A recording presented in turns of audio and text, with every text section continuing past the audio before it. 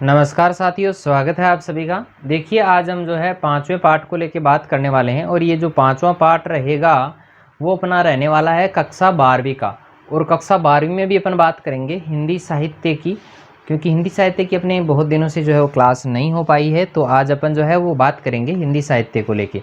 और हिंदी साहित्य में भी अपनी जो पुस्तक रहने वाली है वो रहने वाली है अंतरा भाग 2। अंतरा भाग एक 11वीं कक्षा की पुस्तक है। सिलेबस खरीदते समय ध्यान जरूर रखिएगा। चलिए यहाँ पर बात करेंगे काव्य खंड को लेके। जो कविता वाला पार्ट है उसमें अपना ये चैप्टर नंबर 5 रहेगा, ठीक है।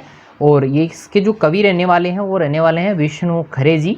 और कविता यहाँ पर जो रहेगी सत्य। इसकी जो पहली कविता है उसकी अपन बात कर चुके हैं, तो उसका वीडियो आप मेन जो यहाँ पर प्लेलिस्ट बना रखी है डिस्क्रिप्शन बॉक्स में जाके उसकी प्लेलिस्ट वहाँ पर देख सकते हैं। हिंदी साहित्य की पूरी प्लेलिस्ट है, वहाँ पर वीडियो आपको क्रम से मिल जाएंगी, ठीक है। और भी किसी अदर क्लास के आपको वीडियोस देखने हैं तो सभी क्लासों के वीडियोस मैंने जो है सबकी प्लेलिस्ट बना रखी है। उन प्लेलिस्ट को आप जो है वो वहाँ पर जाकर देख सकते हैं और सभी भी वीडियोस आपको क्रम से मिलेंगे। कोई भी ऐसा वीडियो नहीं है जो आपको बीच बीच में मिले, ठीक है।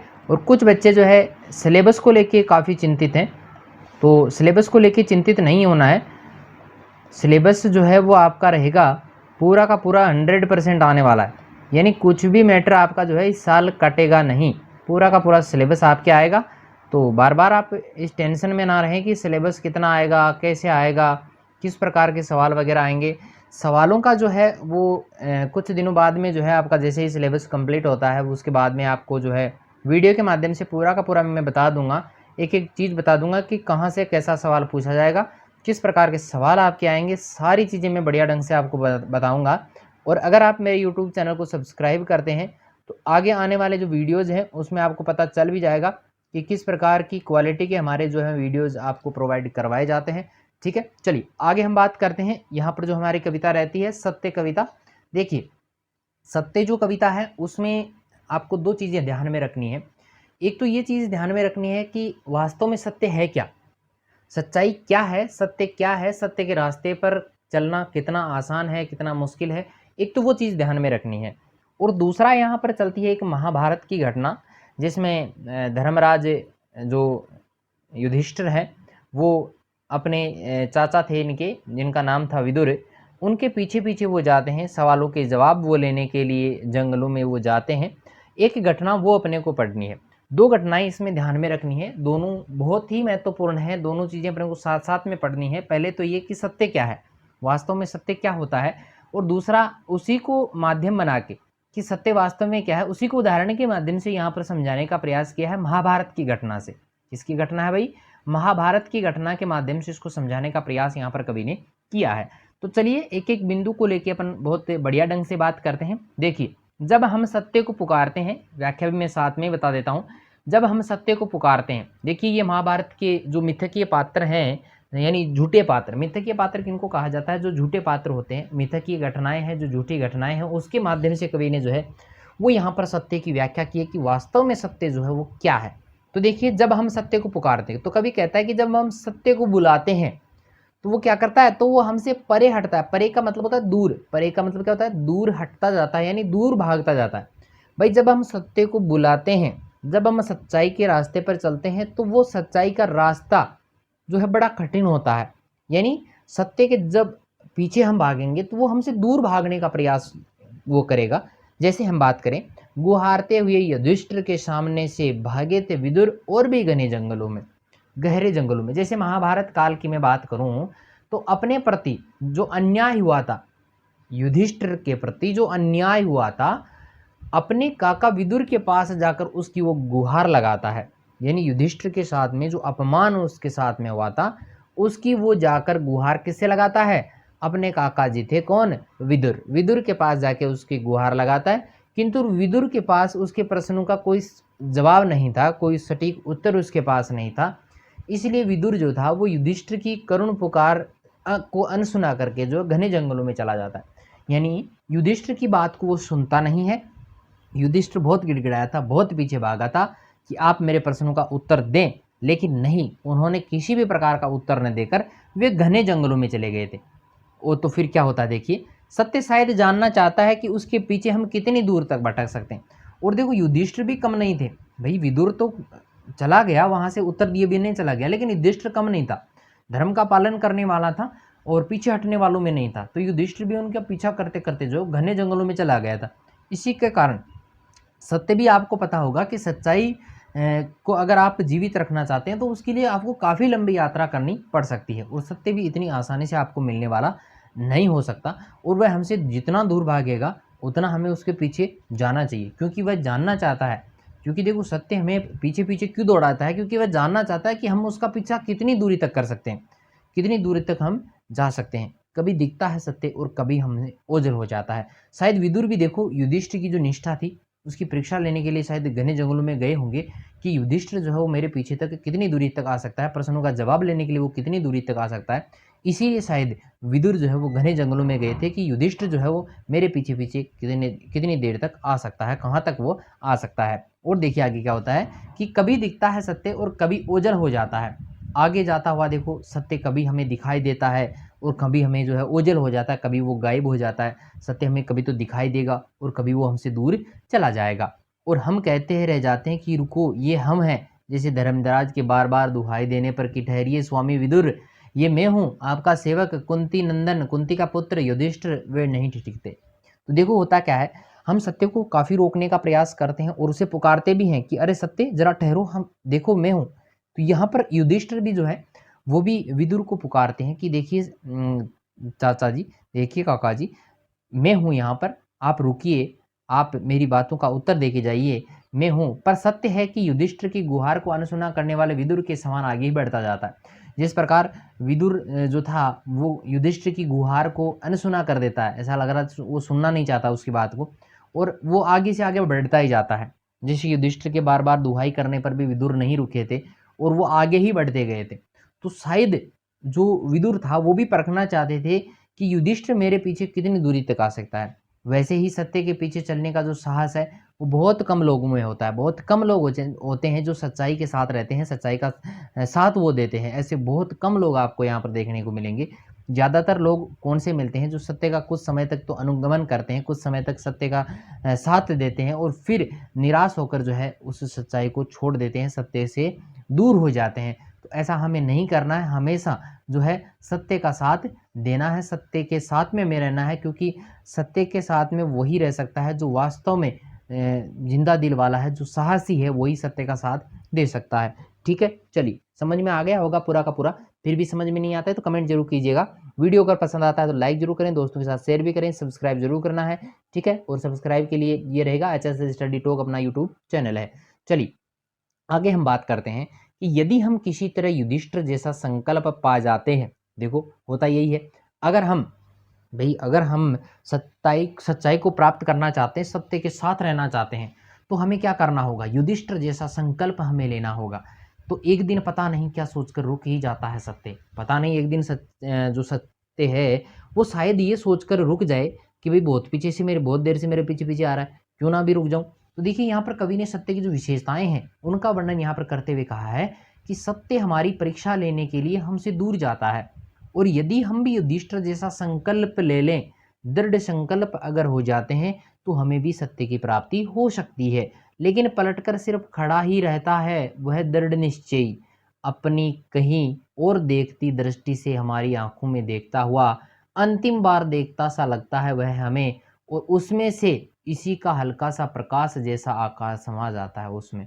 इसका जो है देखिए, हमें युधिष्ठिर की तरह क्या होना है, दृढ़ संकल्प वाला होना है, दृढ़ निश्चय हमें होना है।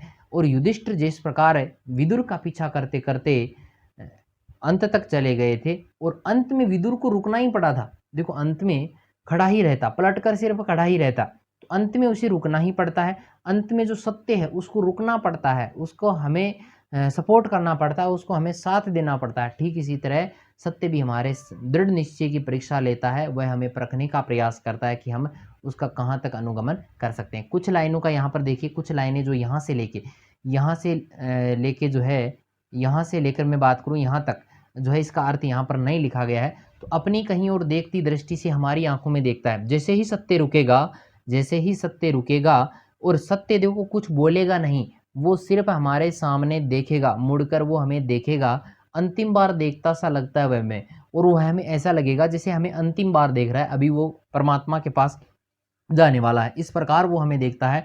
और उसमें से इसी का हल्का सा प्रकाश जैसा आकार समा जाता है और उसमें से एक हल्का सा प्रकाश फूटेगा, एक ज्ञान की प्राप्ति उसमें से होगी, एक हल्का सा प्रकाश उसमें से निकलेगा और वो समा जाता है उसमें, और वो हम में समा जाएगा, हम में ही वो समाहित हो जाएगा। चलिए आगे हम बात करते हैं, समझ में आया होगा। चलिए देखिए कि जैसे समी वृक्ष के तने से टिक कर न पहचानने में पहचानते हुए विदुर ने धर्मराज को निर्निमेष यानी बिना आंखें झपकाए देखा था अंतिम बार, और उनमें से उनका आलोक धीरे धीरे आगे बढ़कर मिल गया था युधिष्ठिर में। तो उनका जो प्रकाश था, जो आलोक था, वो किस में मिल जाता है? युधिष्ठिर में। सिर झुकाए निराश लौटते हैं हम कि सत्य अंत अनंत तक हम में कुछ नहीं बोला। हाँ, हमने उनके आकार से निकलता था वह प्रकाश पुंज देखा था, हम तक था हुआ वह हम में विलीन हुआ या हमसे होता हुआ आगे बढ़ गया, वो हमें पता नहीं चलता। चलिए अर्थ यहाँ पर लिखा गया है। देखिए यहाँ पे सत्य हमेशा जो है वो दृढ़ निश्चयी और अथक प्रयास से ही जो है वो प्राप्त होता है, ये बात मैंने पहले भी स्पष्ट कर दी है। और युधिष्ठिर द्वारा लगातार जो है वो विदुर का पीछा किया था और वो रुके नहीं थे, और अंत में विदुर को जो है पलट कर देखना ही पड़ा था। समी वृक्ष के तने से टिककर खड़े होकर विदुर ने जैसे धर्मराज को पहचानने का प्रयास करते हुए अंतिम बार बिना पलक झपकाए एक टकटकी लगाकर दृष्टि से वो युधिष्ठिर को देखा। उनमें से एक प्रकाश का जो पुंज था, यानी विदुर में से एक प्रकाश का पुंज निकलकर किस में समा गया? युधिष्ठिर में समा जाता है।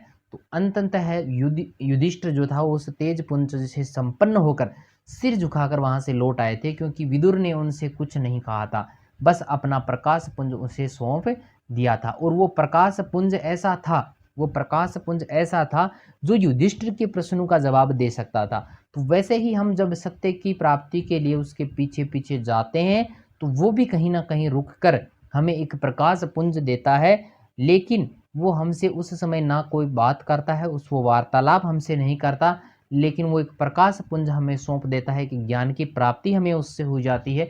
सत्य विदुर की भांति भी जो है अनंत तक हमसे कुछ नहीं बोलता, बस एक प्रकाश पुंज हमें दिखता है जो हम में ही विलीन हो जाता है और आगे बढ़ जाता है। ठीक है, समझ में आई होगी पूरी की पूरी बात। चलिए आगे हम बढ़ते हैं। देखिए, हम कह नहीं सकते ना तो हम में कोई स्फुरण हुआ है और ना ही कोई ज्वर। भाई कोई परिवर्तन हम में नहीं आया, जैसे ही वो प्रकाश पुंज हमारे अंदर आया हम में कोई परिवर्तन नहीं आया, न ही कोई ज्वर हमारे शरीर में आया, किंतु शेष सारे जीवन हम सोचते ही रह जाते हैं कैसे जाने कि सत्य का वह प्रतिबिंब हम में समाया है या नहीं है। हमारी आत्मा में जो कभी कभी दमक उठता है वह उसी की छुअन है। जैसे विदुर कहना चाहते तो वही बता सकते थे। सोचा होगा माथे के साथ साथ अपना मुकुट नीचा किए युधिष्ठिर ने खांडव प्रस्थ से इंद्रप्रस्थ लौटते हुए। देखिए बहुत अच्छा सा इसका अर्थ है, बहुत सरल इसका अर्थ रहेगा। कवि कहता है कि सत्य की प्राप्ति के बाद में भी हमें कोई खास परिवर्तन नजर नहीं आता है कि मनुष्य जो पूरी तरह से बदल जाए, उसमें कोई विशेष परिवर्तन आ जाए। संकल्पमान जो व्यक्ति होता है वो सत्य की प्राप्ति उसको हो जाती है, किंतु सत्य को पाकर भी हम जो है कभी ये नहीं कह सकते कि हमें किसी विशेष परिवर्तन की अनुभूति हो रही है, बिल्कुल।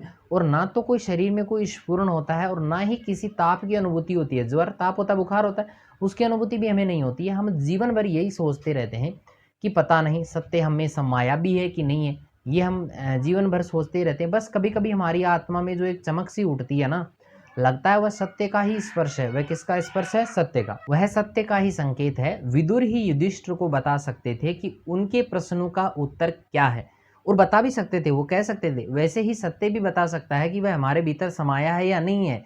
युधिष्ठिर ने खांडव प्रस्थ से इंद्रप्रस्थ लौटते समय सिर झुकाए हुए ये सोचा होगा कि काका विदुर चाहते तो इन प्रश्नों का उत्तर दे सकते थे, पर उन्होंने ऐसा नहीं किया और अपना तेज उसे दे दिया। अपनी जो बुद्धि थी, जो तेज था, वो उसको दे दिया। इसलिए व्यक्ति को अपने प्रश्नों के उत्तर स्वयं खोजने चाहिए, क्योंकि वो तेज हमें मिल चुका है, सच्चाई से वो हमें तेज मिल चुका है, जिसके कारण हम अपने जो प्रश्न है उनके उत्तर स्वयं खोज सकते हैं, और सत्य से हमें प्रश्नों की खोजने की जो शक्ति है वो प्राप्त हो जाती है।